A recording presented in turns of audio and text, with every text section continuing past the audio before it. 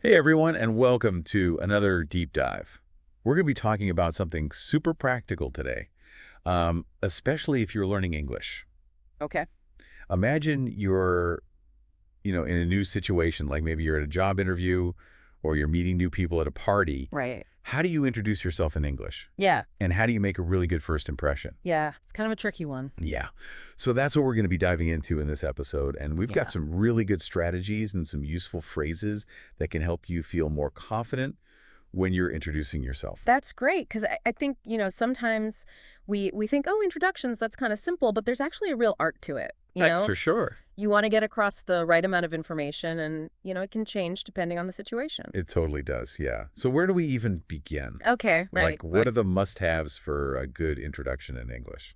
Okay. So I think starting strong is really important. And it's always a good idea to begin with your name, and then you can add where you are from and what you do for a living. Right. It just gives people a very quick snapshot of who you are. Okay, so like, hi, I'm Sarah. I'm from Canada, and I'm a writer. Exactly. Something like that. Yeah, and you can be quite flexible with how you phrase things. So instead of just saying, I'm a writer, Yeah? you could say, I work as a writer. Or if you're still learning, you could say, I'm studying to be a writer. Right. It's all about just finding what feels natural and comfortable for you. Yeah, I like that. It's like building your own little formula, but you can personalize it. Exactly. So what about giving a little more information like about your family or your hobbies? Okay. Is that something that people do in English introductions? I think that's where context is really important. Okay. So, in very casual settings, like meeting somebody at a friend's house, telling them a bit about your family or your hobbies, Right. that's a great way to kind of break the ice and start a conversation. Yeah. But if you're in a job interview, Maybe not so relevant. that's true. You want to focus more on your skills and experience for that situation. Yeah, you don't want to launch into a detailed explanation of your stamp collection. Exactly. You're in a job interview. Unless you're applying for a job at the stamp museum. Yeah, unless you are. Yeah, exactly. But generally speaking, you want to think about the situation and kind of tailor your introduction to fit. Yeah, I've definitely learned that the hard way a few times. Oh, really? I remember I was traveling once and I was at this kind of social gathering, and I think I just completely overshared about my family. Uh-oh. And I think culturally it probably wasn't the best icebreaker.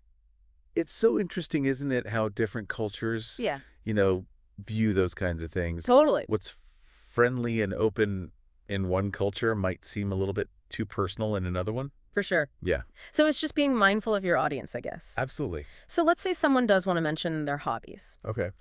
What are some good phrases to use in English? Lots of different options. You can say things like, I enjoy painting, or I'm really into photography, or a simple, I love to travel. You could also say, I'm a big fan of, and then talk about anything you like, from sports teams to, your favorite movies. I like that. Yeah, Yeah, it's all about finding those phrases that you feel comfortable with and that really kind of represent you. absolutely. Okay, so putting it all together then, Yeah. what would a really good introduction sound like using all of these elements that we talked about? I'd love to hear an example. Okay, so how about this?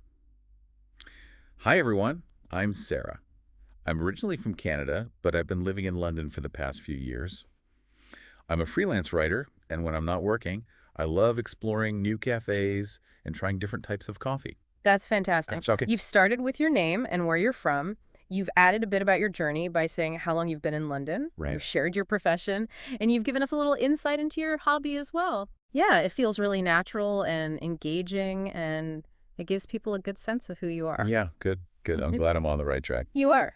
So what about if you want to give a little bit more information about yourself, Mm-hmm. not your whole life story, Okay. but, share a bit more about your background or your experience? How can you do that smoothly in an introduction?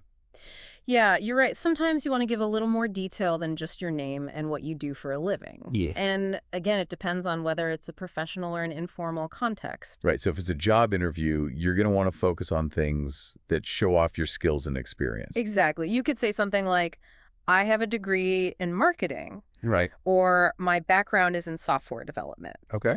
These statements highlight your qualifications and, show why you're a good fit. Yeah. I really like that phrase, my background is in. I feel like you could use that for any profession. You absolutely could. It's a great way to just explain your area of expertise without going into too much detail. Perfect. And what about more informal situations. So like if you're joining a sports team or you meet someone new at a party, Yeah. how much should you share about your past then? I think in those situations, it's about finding relatable details. So, for example, if you're joining a sports team, you could say, "Hi, I'm Lisa. I've always enjoyed playing basketball, but I haven't been on a team in a while. I'm really excited to get back into it." I love that Yeah, because it shows, that you have that shared interest. exactly. And it gives you a connection with the people that you're meeting. Yeah, that's so much better than just saying, "Hi, I'm Lisa," and then just kind of standing there awkwardly. It is. It is. And, don't forget your body language. Oh, yeah. Make eye contact, smile, try and project confidence. All of that really helps as well. That's so true. It's easy to get so caught up in what you're going to say that you forget about the nonverbal communication, Yeah, I think it's easy to forget. which is so important. It is. It's like your words are the content, but your body language is the delivery. Yeah. You need both. I like that. And, one thing that can trip people up Yeah. is when you have those unexpected moments, those awkward moments. Uh-oh, like when you forget someone's name. Oh, the worst. It happens to all of us. Yeah. But the main thing is to try not to let it kind of throw you off completely. Well, If right. you forget someone's name, just apologize politely. Yeah. Ask them to remind you, most people are really understanding. Especially when you've just met. Absolutely. Yeah. It just makes you seem more human, more porchable I like that. Yeah. because, none of us are perfect. Yeah. So we've talked about kind of tailoring introductions to different contexts, but Yeah. is there anything else that we can do to make those introductions go more smoothly? Yes. I think one thing that can really help, and it's often overlooked, Okay. is the power of asking questions. Oh, that's a good point.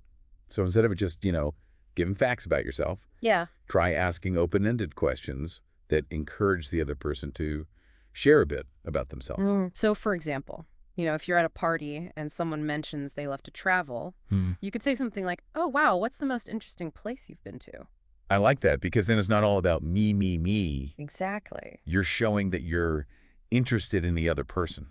And that's really important when you're trying to make a good first impression. It is, yeah. You're showing that you're engaged. Yeah. And you're interested in connecting with that person. It seems like mastering introductions is all about finding that balance, between sharing enough information about yourself, Mm-hmm.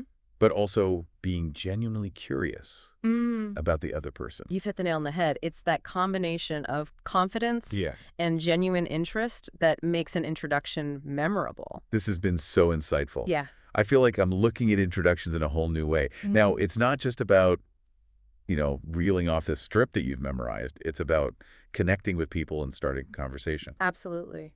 So do you have any final thoughts before we move on? Well, I think, the most important thing to remember is that practice makes perfect. Yeah. The more you can get out there and introduce yourself in different settings, the more confident and comfortable you'll become. Right. And don't be afraid to make mistakes because, we all make them. They're part of the learning process. That's very true. So for our listeners who are ready to kind of take that next step and learn even more. Yeah. So we were talking about how important it is to think about, the context of the situation. Yeah. We've talked about casual settings like parties, and we've talked about job interviews. Right. But let's kind of break those down even further because there's so many different nuances. Oh, for sure. Yeah, it's easy to kind of love them all together. Exactly. But really, each situation is going to be a little bit different. It is. So let's take job interviews as an example. Yeah. If you're applying for a very creative role, Yeah. your introduction might be slightly different to how you'd introduce yourself for a more technical position. I see what you mean. Yeah, so if I'm applying to be a graphic designer, Yeah. I might want to showcase a little bit more of my personality and my creativity. Absolutely. You could say something like, "Good morning, I'm Sarah. I'm so excited to be here to talk about the graphic designer position. Oh. I've always been passionate about visual communication, and I love finding creative ways to bring ideas to life." I like that Yeah. because it's still professional, but it also kind of gives a hint of, Yeah. your style and what you're all about. It does. It shows your passion as well, which is really important. Exactly. So what about those casual situations then? Okay. We talked about parties, but what about if you're joining a sports team or a club or something like that? Yeah, great examples. So let's say you're joining a hiking club. Okay. You could say, "Hi, everyone. I'm Sarah. I'm new to the area, and I'm a big fan of hiking. I'm really looking forward to exploring some new trails with all of you. Oh, I like that. Because right away, you're mentioning that shared interest, Exactly. which automatically creates a connection with the group. It does. It's so much better than just, standing there awkwardly being like, "Hi, I'm Sarah." And it's not just about the words you say. Oh, yeah. Think about your body language as well. Right. Make eye contact, smile, try and project confidence. That makes a big difference as well. That's so true. It's Yeah. easy to get so focused on what you're going to say Yeah, that you kind of forget about everything else.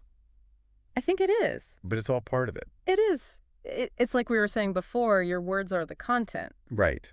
but your body language is the delivery. Exactly. Yeah. And sometimes, I guess things don't go quite as planned. They don't. So what about those awkward moments? Oh, you mean like when you forget someone's name? Oh, yeah, that is definitely awkward. It happens to all of us. Yeah. But the main thing is not to panic, Right. If you forget someone's name, just politely apologize. Okay. Ask them to remind you. Most people are really understanding about it, especially, when you've just met someone for the first time. Yeah, that's true. It's easy to get flustered in those situations. It is, but, just owning up to it in a friendly way can actually make you seem more approachable. That's a good point. I like that. It shows that you're human. Right. None of us are perfect. Yeah. So we've talked about tailoring our introductions to different contexts. Yeah. And we've talked about, what to do when things go wrong. Mm-hmm. But is there anything else that can help to make introductions go a little bit more smoothly? Yes. I think one thing that can really help, and it's often overlooked, Okay. is the power of asking questions.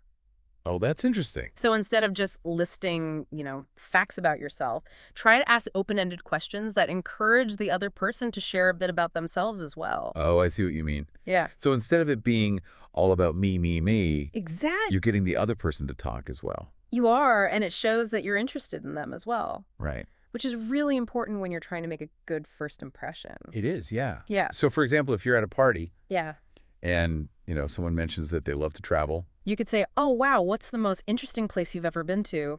that's a good one. Yeah. It just opens up the conversation. Exactly. It gets them talking. So it's kind of like finding that balance, isn't it? Yeah. Between sharing information about yourself, but also being genuinely curious about the other person. Exactly. It's that combination of confidence Yeah. and genuine interest I like that. that makes an introduction memorable. This has been so helpful.